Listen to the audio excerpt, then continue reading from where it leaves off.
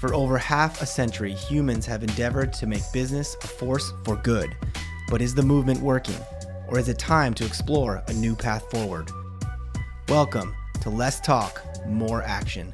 We are your hosts, Joel Caesar and Owen Barrett, experts in clean energy, net zero real estate, decarbonization, and entrepreneurship.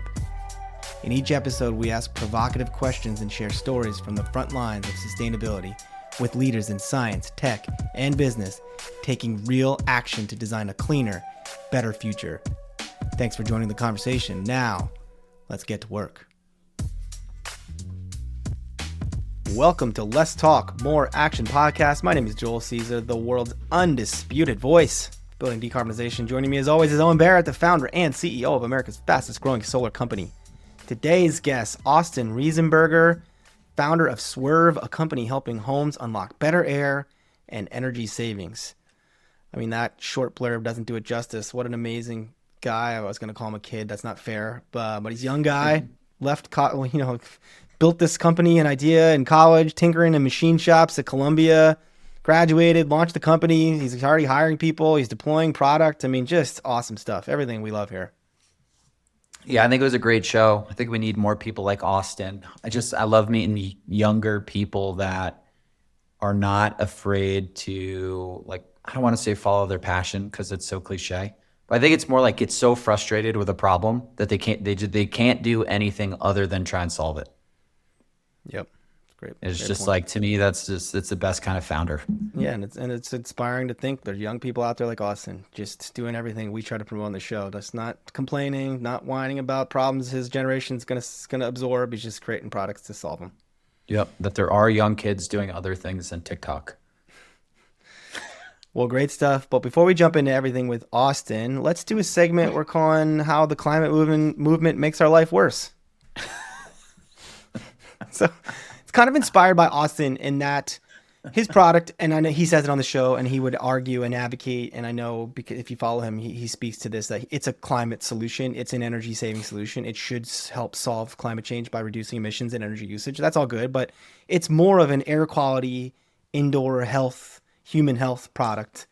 And just like reminds me of, and then we got into on the show this story, like how I started to piece together, like, okay, so if you're building or you're retrofitting an apartment building in a cold climate and you want to do all ductless mini splits, like you're gonna have terrible air quality in the winter.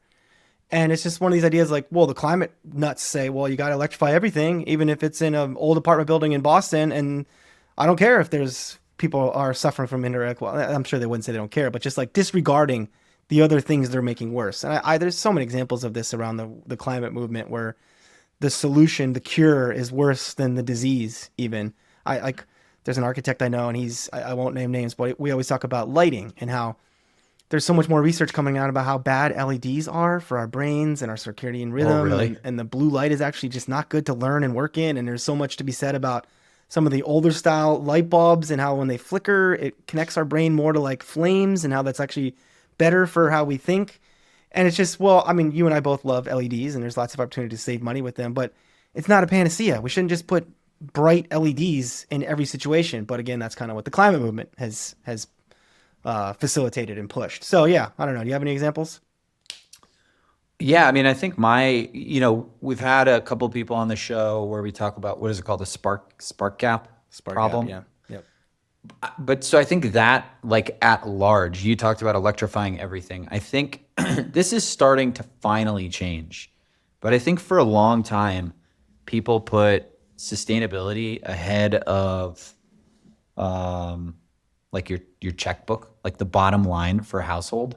Electrify everything, heat pumps, all the taxing gasoline, all this stuff. And it just made people hate the sustainability movement. Yep. I'm all for solving climate change, but I think we also need to recognize that that's not the end all be all of most people. Most people want groceries and they want rent and they want a place to raise their family. And if you tell them that they have to live in an all electric apartment where their utility bills are going to be 2x what they would have been if they had been gas and electric, they're going to hate the movement. And I can't blame them. And so I think we just need to, the movement's got to have a little bit more empathy about, it's got to grow up. Priorities. Yeah. Yeah. I'll go as far as to say, if in 2026 you're advocating for a policy or a tax or some kind of regulation or some kind of product deployment, and that's going to make people's lives worse, expensive, indoor air quality worse, gas higher, business harder to operate. Like if your idea, solution, policy, product is doing one of those things, going to like make life worse for a business or a person, and someone says to you, "Why are we doing this?" and your only answer is because climate, then you're an idiot. Like that's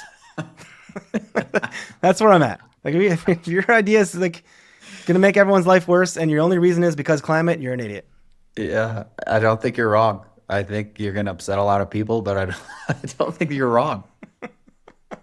Okay. Well, on that note, let's jump into a very positive conversation with entrepreneur, innovator, young guy, Austin Riesenberger.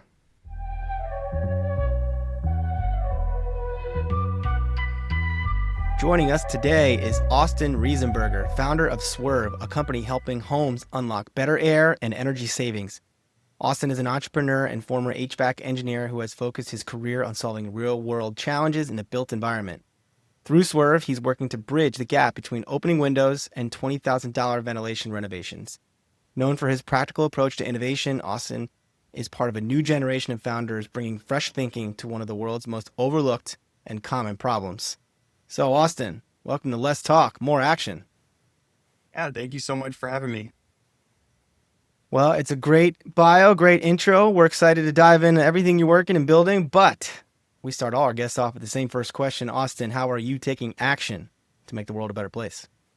Yeah, I mean, I think that's what it's all about and what's motivating me doing all of this. Definitely could have taken a job like some other thing in engineering, but really what I've always been most passionate about is improving human health and well-being while trying to fight climate change. And I learned pretty early on that like buildings are responsible for so much of the CO2 emissions, and there's really just like no innovation in HVAC. Like all the same equipment that's been made for the last 20 years is still being made, and no one's really trying to improve it, especially in homes where people spend all of their time. Like 70% of your time is now spent in your home, and that's where air quality is often the worst and where most of the energy waste that buildings is often the worst. So we're really trying to focus in on that, the home where we can just have the biggest impact possible on human health and climate. So we love making impacts on human health and climate. What is it exactly that you're doing? What are you Yeah. innovating within the HVAC So space? we make a fresh air machine for renters called Swerv. It's this little box that you just install, kind of like a window AC, but it's a little smaller and nicer looking, and usually takes about like 5 to 15 minutes to install. It brings in fresh air from outside, pushes out the stale air from inside, like CO2 and radon, VOCs, all that bad stuff that builds up. You can't just filter it out. You have to physically ventilate and push it out. So the Swerve brings all the bad stuff out, brings fresh air in without wasting all that energy in that air, because heating and cooling system is either like heating and humidifying or dehumidifying and cooling. It takes a lot of energy to put into that air. You can't just like waste that by opening a window or running an exhaust fan. So Swerve is taking all that waste energy that would otherwise be thrown out the window, putting that into the fresh air that you bring in so you can ventilate without wasting energy or being uncomfortable. So just so I'm clear, it ventilates while conditioning the air. Is that fair? It's ventilation with energy recovery, or energy recovery ventilator, ERV. Swerve, it stands for Smart Window Energy Recovery Ventilator. Oh, cool. So yes, it doesn't have any active heating or cooling. It's really just like a big heat sink, like this ceramic core that you reverse air back and forth through. So it's almost like breathing for your home. No sort of heat pump or refrigeration cycle in the thing. It's a lot simpler. So it's just exhausting air out, charging up this core with heat and moisture, and then bringing fresh air in through that core where it absorbs the heat and moisture and is introduced to your space. So it just like, yeah, it does the same thing year round, in like the most extreme climates, through blizzards and freezing temperatures to extreme heat and humidity. The machine just stays in your window all year round, bringing fresh air when you otherwise like wouldn't be able to open windows, or um, like maybe you live in a place with like high pollution city, or somewhere with smoke and wildfires or pollen, and it can filter all that and also temper the air so you're not bringing in all this or humidity, cold, or dryness in most of the air. So, Owen, I don't know. You know anything about Austin before this call? No, I didn't do any research as usual. It's okay. I mean, it makes the conversation fresh. But I would say like you're gonna love his story as we get into it. Austin, I've been following you for a while. I know you built this product. I think while you're at Columbia, Yep. and you're a former college athlete, just like Owen and I. And I think I remember reading a story about you, and one of the motivations of this product was how, as a former college athlete, very focused on your performance. And I think he's played football maybe somewhere it's cold weather, and you used to have your window open all the time. Yes. So I guess yes, let's go right there for now. I mean, there's a lot we're gonna bounce around here, but let's tell the story about what motivated you and the football background and the cold weather, and how this came to be this product. Yeah, sure thing. So, yeah, I've always been playing football, I think since like fourth grade. And around the time I started playing football, I guess when I was a little kid, earlier than that, I had really bad like childhood asthma. And I would have to take like this nebulizer every night and an inhaler anytime I did any sort of physical activity, like before gym class. So I've always been like pretty aware of my air, and would always just sleep with my windows open, and kind of like always did that throughout growing up into college. It would upset my parents and my my roommates of freezing them and wasting energy bills. But it just like made my air feel so much better. But then I realized like how much that's wasting energy, and how you're not filtering all the bad stuff that's outside, and you're letting in all this heat and coldness. Like it makes you uncomfortable. So I was looking for a better solution. So as I was playing football at St. Lawrence University and studying physics, I just really got obsessed with HVAC and like controlling our environments without using as many like greenhouse gas emissions. So did a few like internships in HVAC, and like learned all about heat pumps and energy recovery ventilators, and how they're the best solution for bringing in fresh air, and they're in like every single commercial building. Like design them in, but in homes where we spend all of our time, there's none of these systems.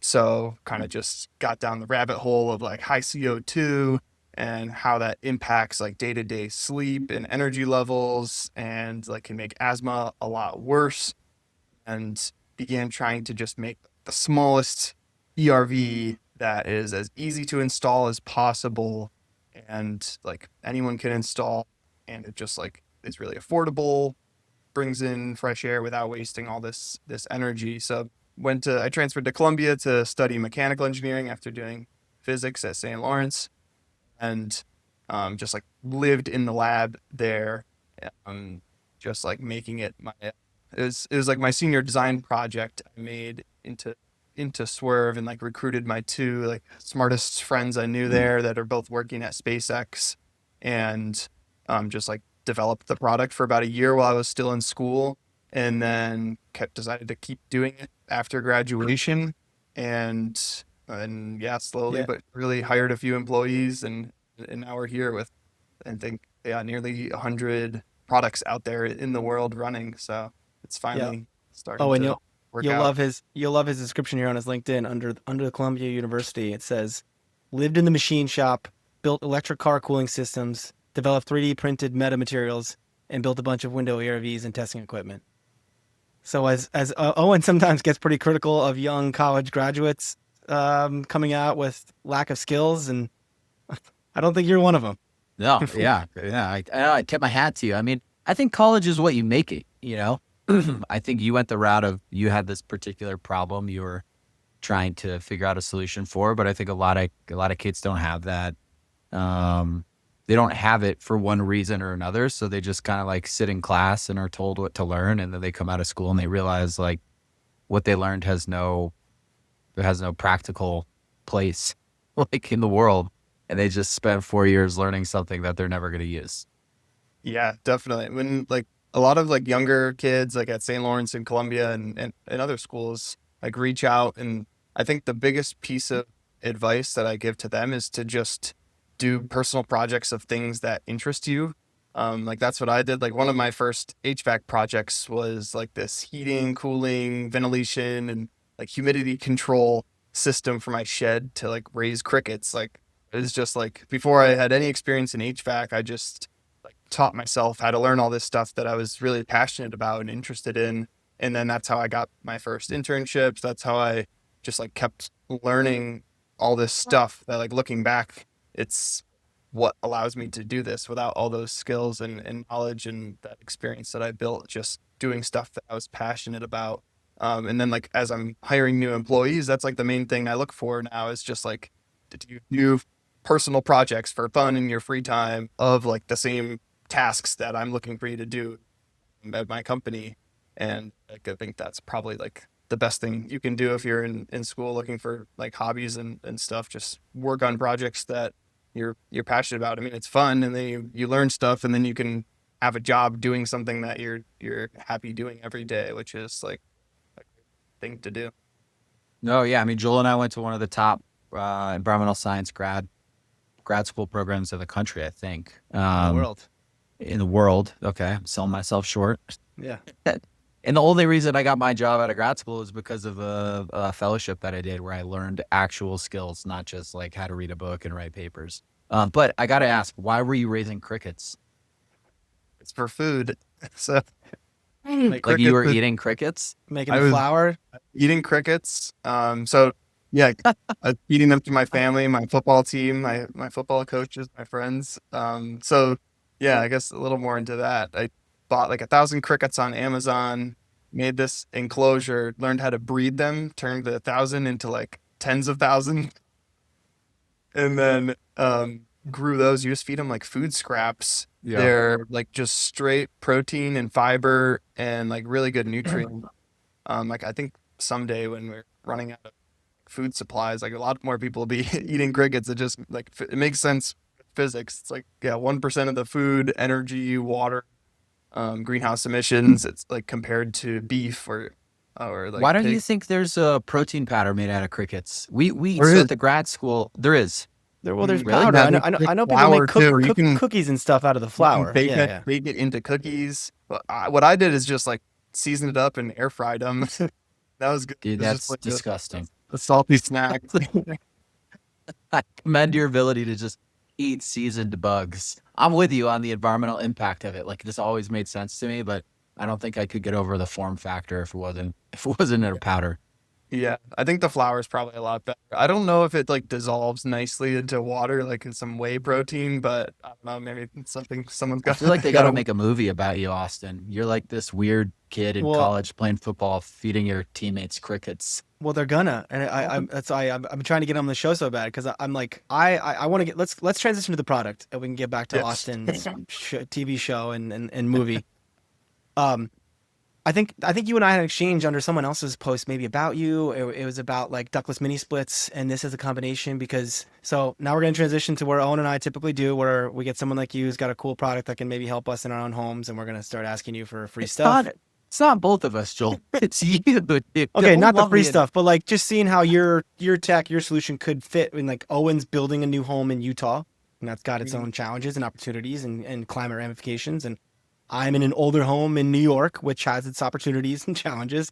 And I think your product, I'm gonna ask directly because um so the ductless mini splits, we had Quilt on, and they gave me ductless mini splits, and they're great. But like one of the critiques of ductless mini splits, not just of Quilt, of anyone, is like it's not really doing anything to filter the air. You're kind of just at some point blowing dust. Now there's a lot of work to be done to make sure that air is not dusty, but like that's not solving CO2 ventilation. You're just blowing air into a space.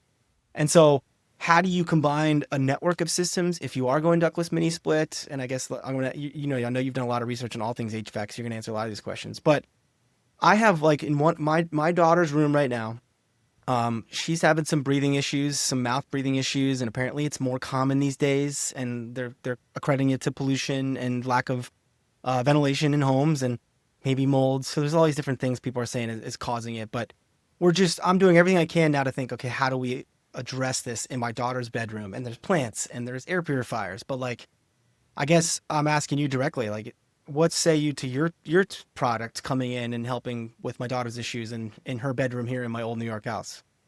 Yeah. So like the air purifier, those are great at like removing dust and big particles from the air.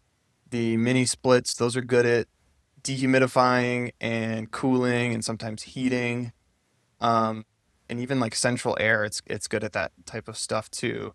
But really what most homes are lacking, especially newer homes that are like extra tight because they insulate to seal in all the energy, so you're not like paying so much in energy bills and not wasting all this energy.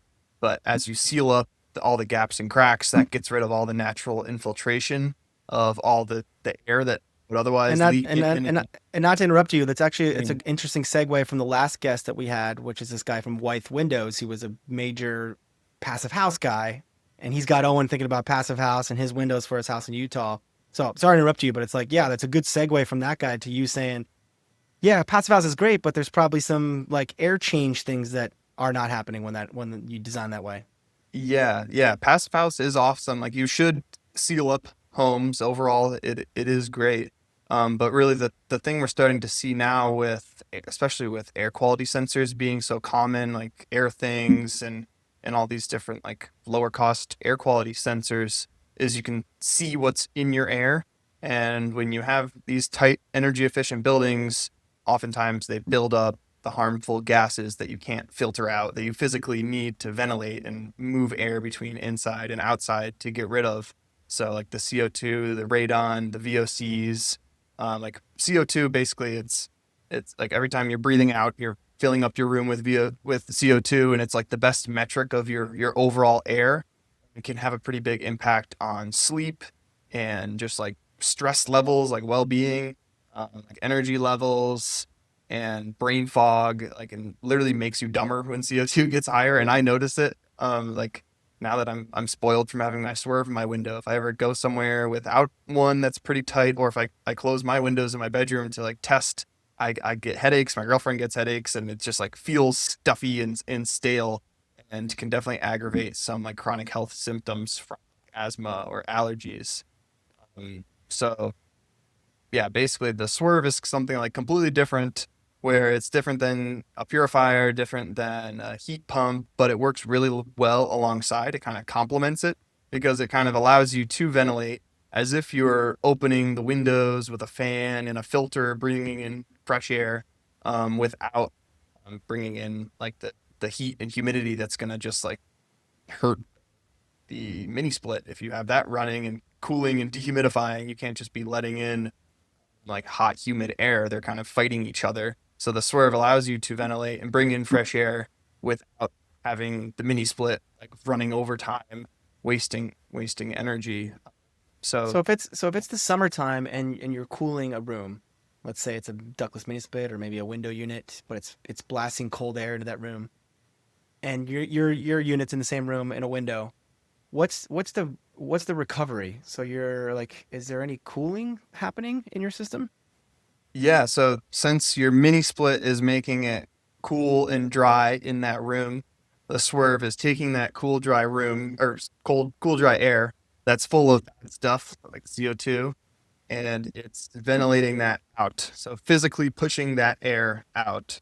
But instead of pushing out the cold and the dryness, it captures that while letting all the bad stuff flow out, charging up this core, getting it cold and dry. Until it gets to near the same like temperature and humidity as the inside air, and then the airflow flips, and it brings fresh air in from outside through that core, where it dumps all the humidity and heat since the core's cold and dry, and like goes into your space and filters it.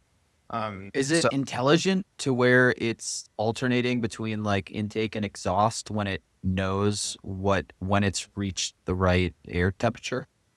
Now it is as of like today, actually. Well, So like congrats. Or right air temperature and or right like CO2 level. yeah, trigger of bad air quality. Yeah. Yeah. So yeah, that's like the out of the 100 units that we've like shipped out, the biggest piece of like feedback that we've been getting is, yeah, I wish I had like sensors and way I can control it on my phone when I'm not home. So we've been building this like on the side to develop it, and it takes a lot of work. It's like way more complicated than we thought.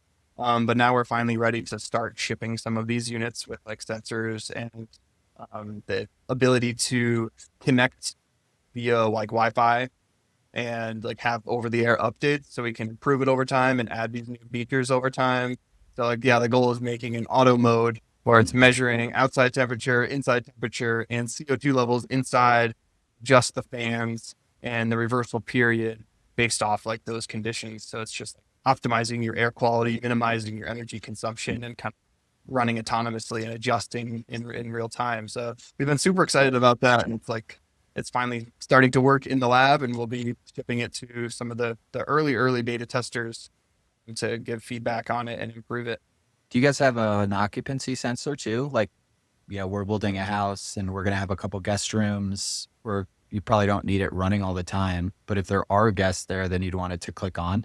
Yeah, so a CO2 sensor is actually a really good occupancy sensor, because if no one's home, CO2 is going to go low, and as soon as people arrive and like are in that room and breathing, it's going to start going high. You'll notice that.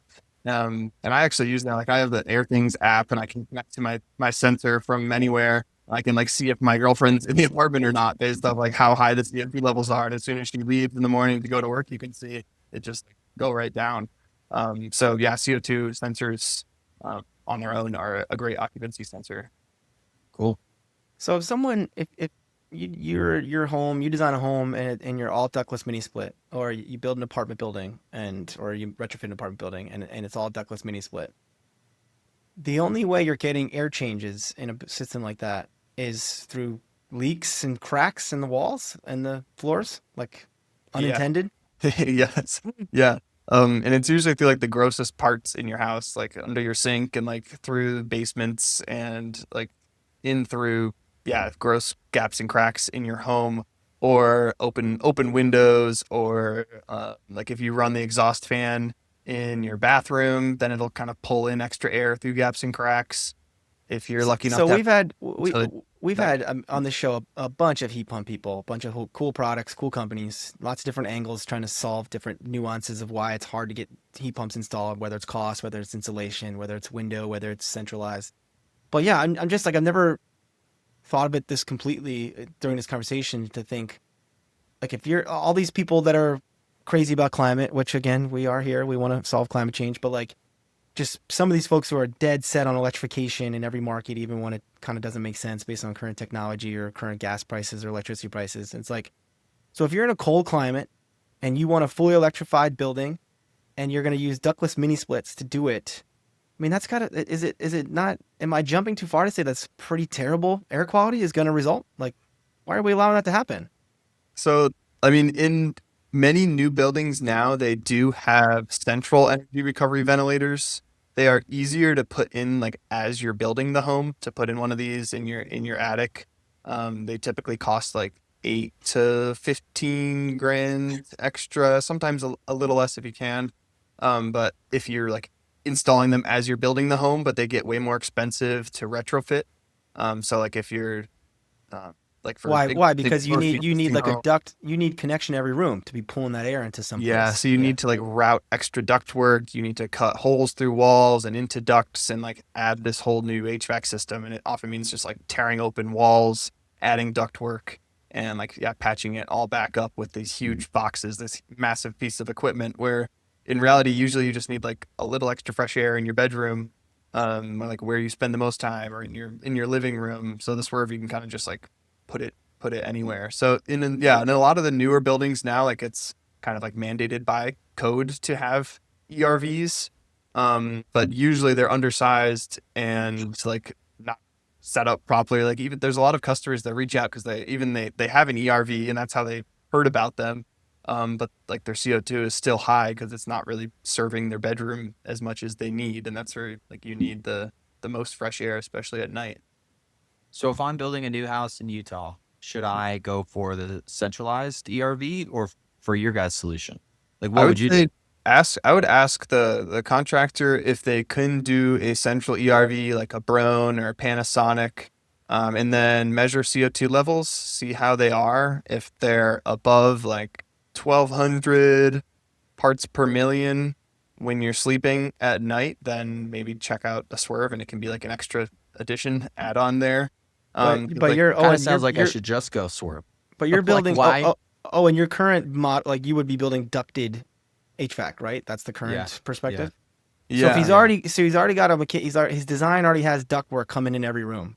So this sounds like that's probably a good situation for centralized ERV. Yeah, but it sounds like they don't work, and I'm just going to be buying a centralized ERV that Well, may or may not work. I do love Austin being honest. He's an HVAC expert. He didn't answer your question with, "No, you got to put my product in every window." He was like, "No, use a Panasonic or whatever." Yeah, I but mean, the yeah, I but then don't put see why you yourself in couldn't like the use a Swerve. consumer's shoes, right? It's like, well, you could put in this centralized ERV that may work and it will cost an extra $8,000, or don't do that and just do the Swerve and that will definitely work. But I mean, Yeah. he's gonna. That's a good segue because I was gonna ask you more about the product, where you're at in the market right now. So that's because I think cost is probably gonna come up, and I know what you're charging for beta because I've looked at buying one for my daughter's room, and I would imagine you'd expect that price to come down. But yeah, let's like take a bigger step back here, Austin. You just graduated from college. Like I'm looking at one of your posts recently. I think you turned 24 a week ago.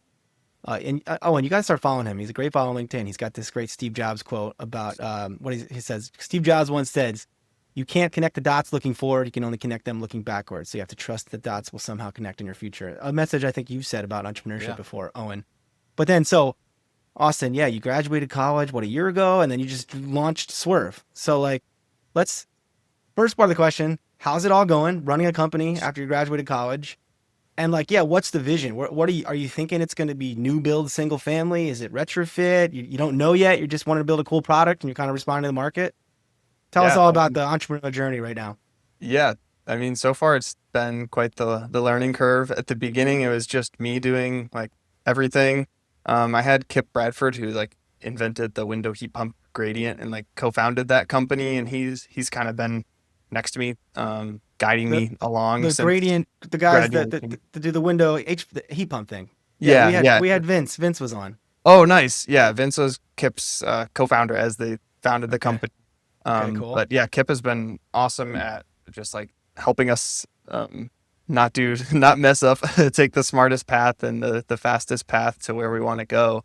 And yeah, he's like designed all of our electronics, helping us get through UL certification and kind of helping with like the roadmap and strategy as we've been growing this. But for a while, it was mostly just me, and then hired Andy as like a lead mechanical engineer, and he's basically like designed every part of the Swerve in SolidWorks, kind of just like taking all the stuff in my head and making it better, and then making it real, and just like helping me make this into a real thing. And that was a great just like everything started moving like twice as fast or three times as fast as soon as I added him to the team. And then recently we hired like Mike as a firmware contractor. We hired Marcus as another like test and manufacturing engineer, and then two summer interns, Takal and Daniel.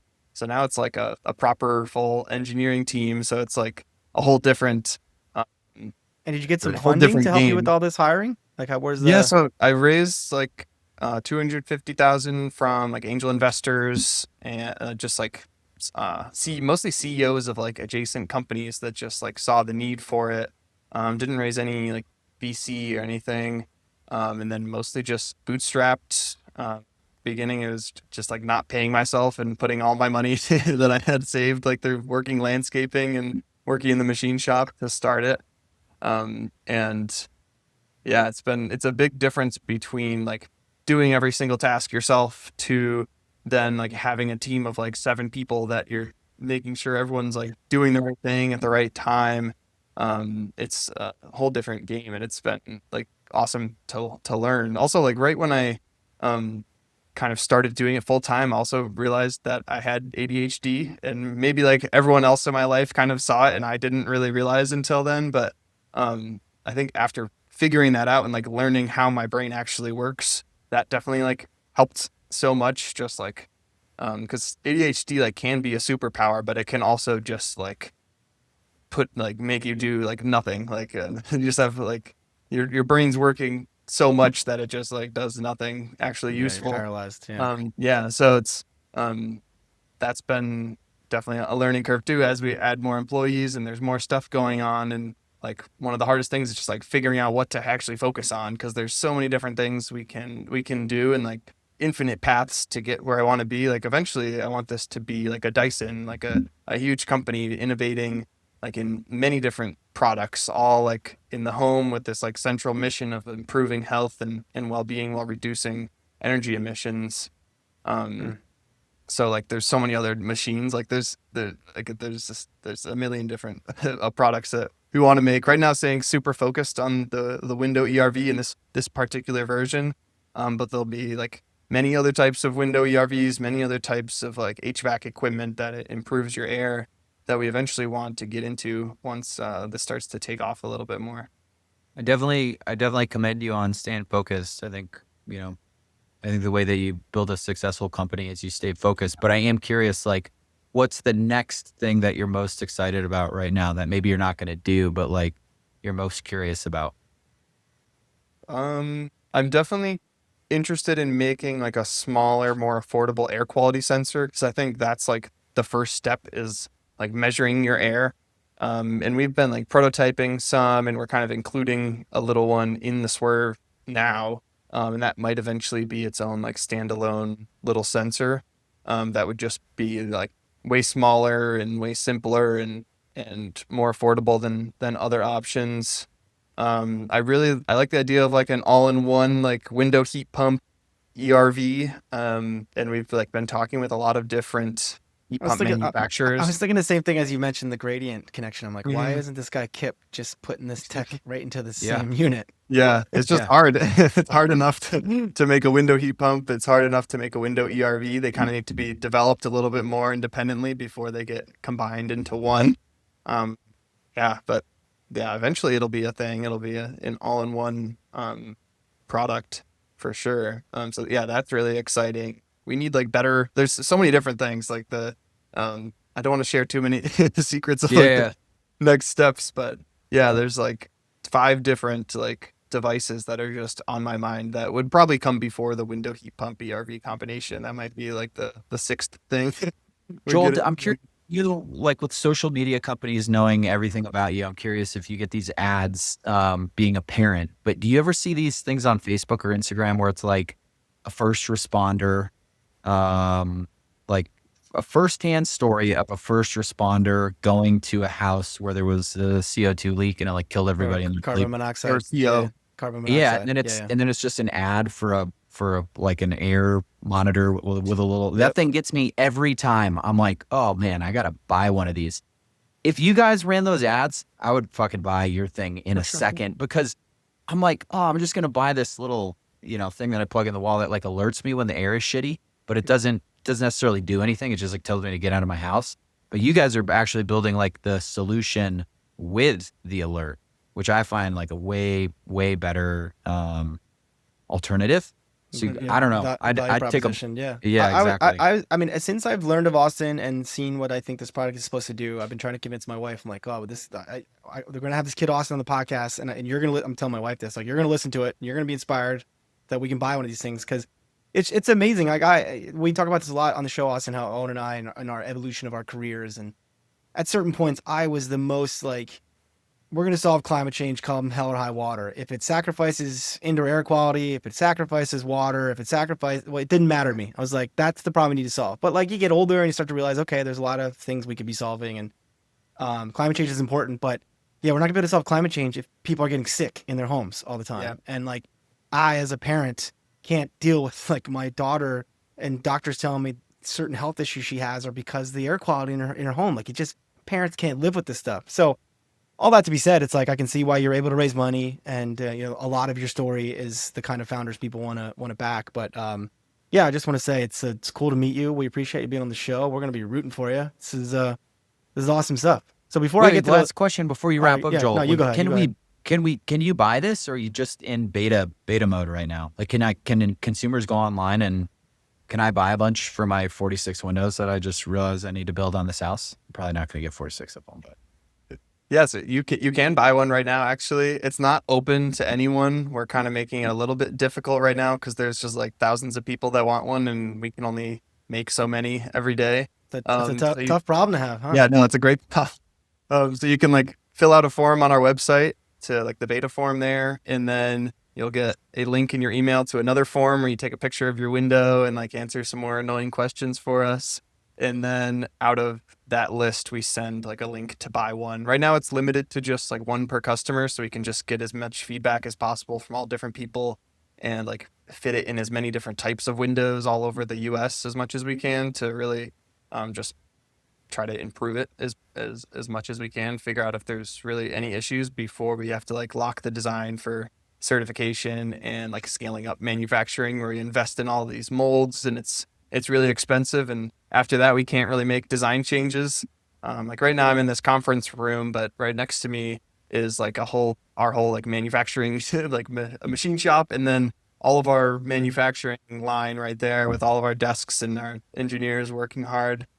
So like that's where we assemble and ship out our swerves and try to like improve the process to make more and more every day. But eventually we'll kind of reduce the friction to make it easier for people to buy them, not have to answer as much of our annoying questions. But for now, it's kind of like filtering out the people that might not be as interested, or maybe it's not a good fit, or like, trying to just like get a bunch of interested people that it can really help in the door.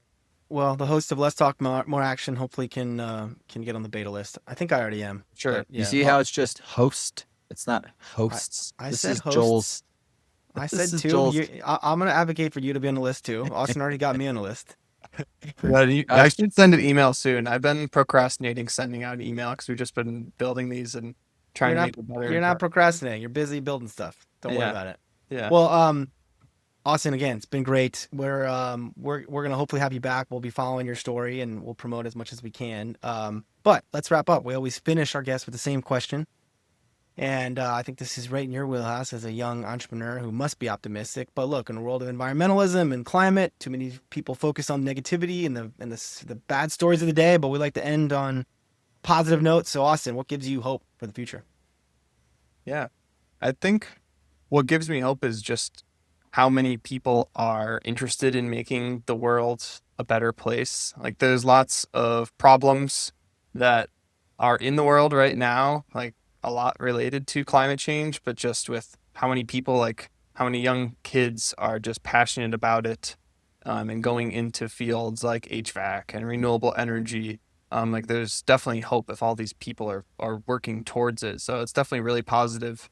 And being in a place like Greentown Labs, the biggest climate tech incubator in the world, I'm just like right in the middle of it. So this is like the most positive, optimistic place ever, where everyone's just like thinking like we can do this if we work together and really think about the problems from like a first principles perspective and understand like what are the actual problems and what are the realistic solutions we can do.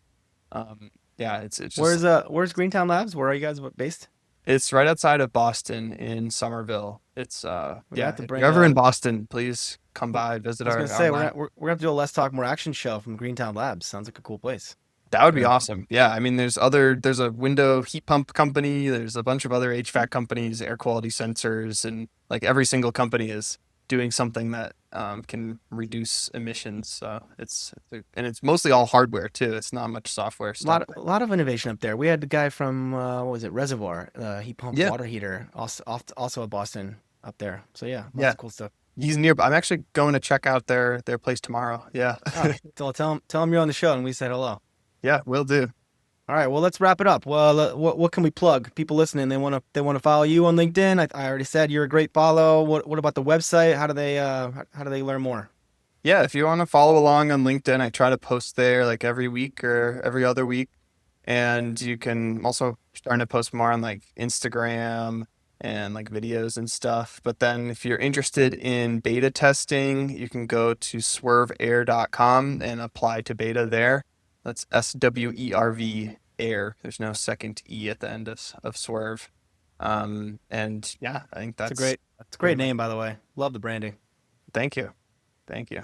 Well, again, Austin, thank you. Owen, thank you as always. Thank you to our audience for joining. You can find Owen and I on LinkedIn, usually actively antagonizing the more talk, more complaining sustainability nerds. You can find this podcast and more great content at letstalkmoreaction.com. If you like the podcast, please subscribe, like, and share with your friends. And until next time, we encourage you to ask yourself, what are you doing to take action to make the world a better place?